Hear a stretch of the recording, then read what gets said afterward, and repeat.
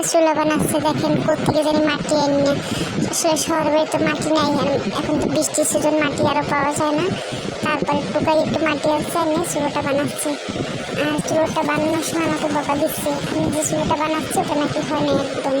বলে এরকম করে চুলা বানায়, কি শিখছিস তুই, এই বলে আর বকা দেয়। আর এই নিয়ে সুন্দর করে চুলা বানাচ্ছে, ওটাও ঠিক করছে ভেঙে আবার, কারণ আমার পছন্দ হয় না, যে তার জন্য ওটা ঠিক করছে।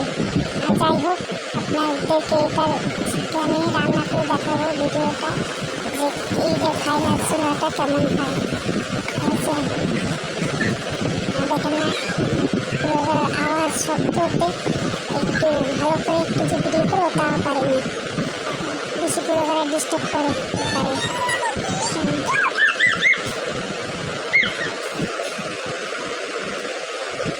দেখেন সুন্দর করে লিখতেছে। আমি আসলে আমার এতটা ধৈর্য নেই যে সুন্দর করে বানাবো, এই ধৈর্য আছে।